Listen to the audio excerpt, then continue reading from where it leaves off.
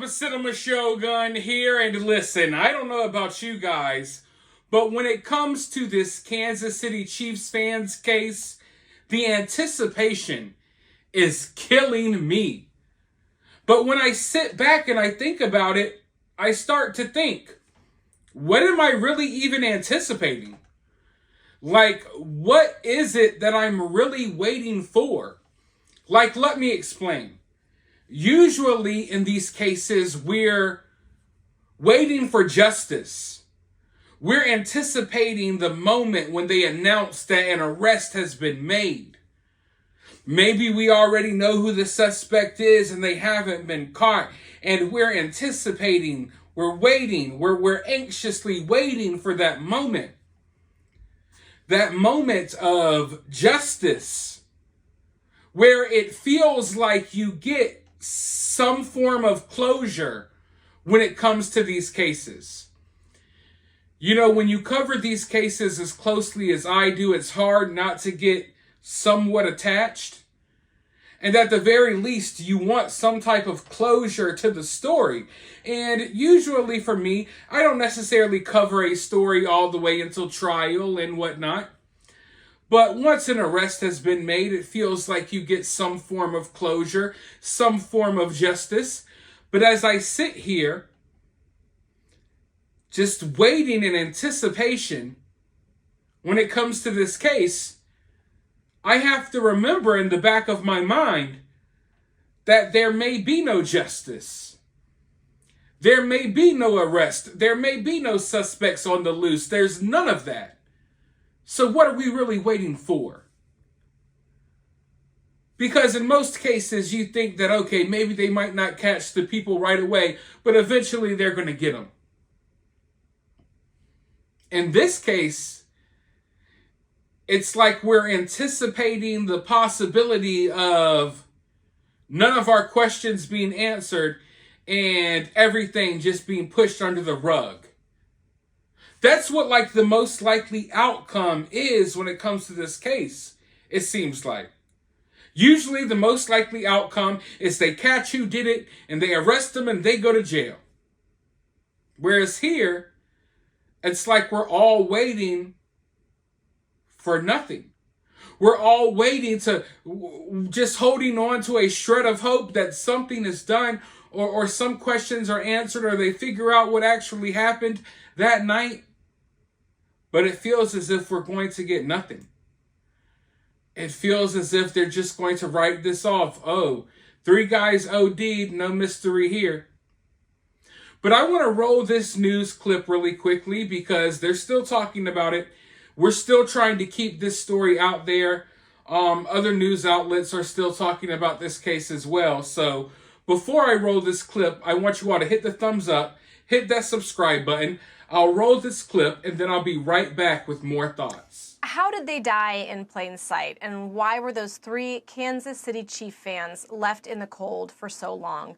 A mystery for nearly 3 weeks, and we still really don't have answers.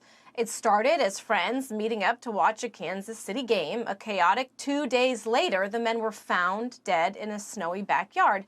So now the friend who hosted the party is lawyering up, and a girlfriend of one of the victims tells News Nation she thinks they were murdered. To keep it all straight for us, we have correspondent Alex Capriello live in Kansas City. Alex, what can you tell us?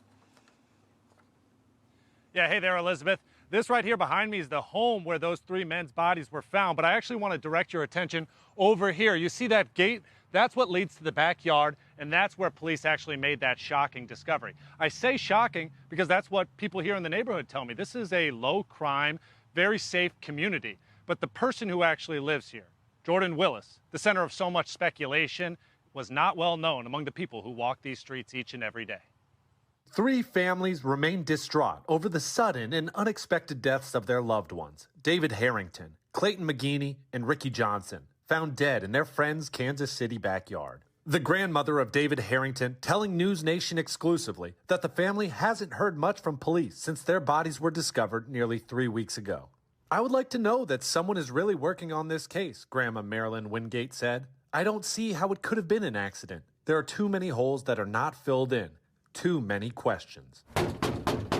On Monday, knocks at the door where the 3 men died went unanswered. Police say a friend, Jordan Willis, had been renting out the property.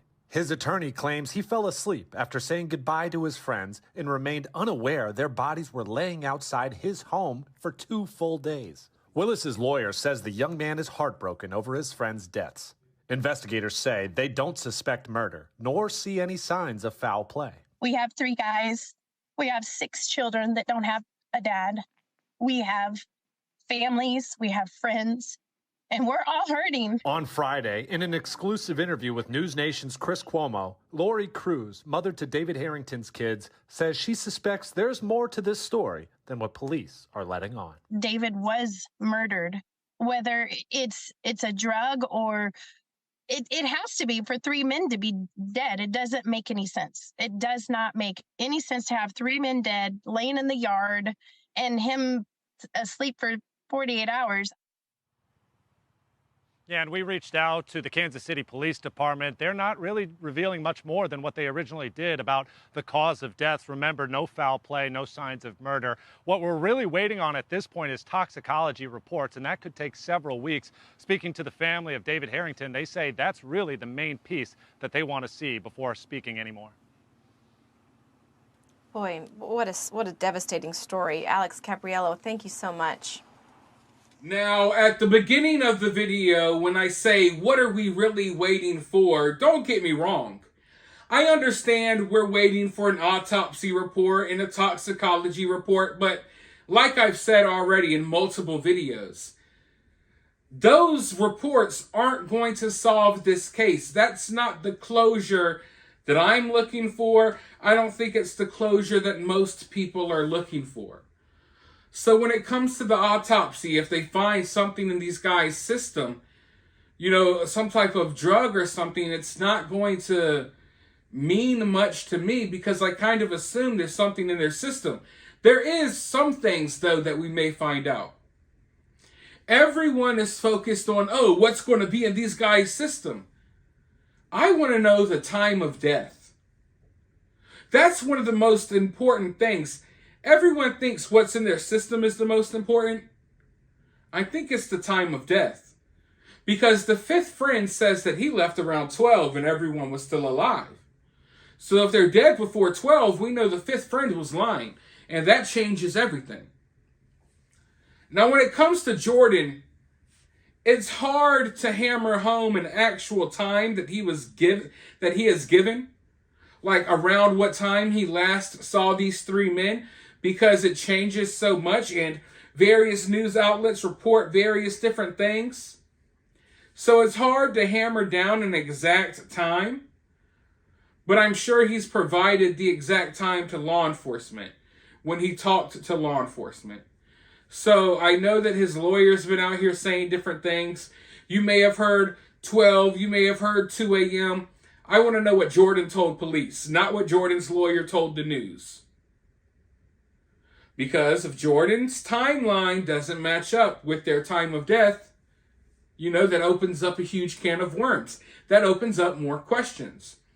So there are some things from this autopsy that I think will be helpful in painting a bigger picture. At the very least, it will be helpful to see if some of these stories and timelines are adding up. And that's crucial in a case like this one.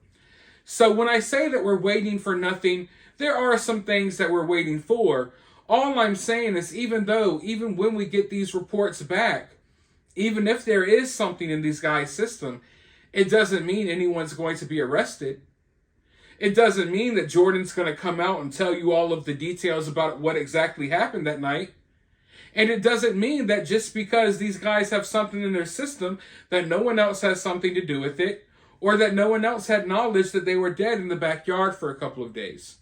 So, I mean, there's still a lot that we need to unwrap when it comes to this story. But it's just that fear in the back of my mind, having covered this story so closely so far, you want there to be, you can't really get a happy ending when it comes to these stories, but you want something. And it feels like there may be nothing at the end of this tunnel. You know what I mean? But hey, we'll just have to wait and see. Let me know your thoughts, though, down in the comments below. While you're down there, if you're feeling generous, you could donate to the channel via Cash App. I'll have my Cash App in the pinned comment. You could also donate via Super Thanks, or for free, you can help the channel by liking the video, subscribing, ringing the notification bell, and all of that good stuff. But with that being said, I'll talk to you all very soon in the next one.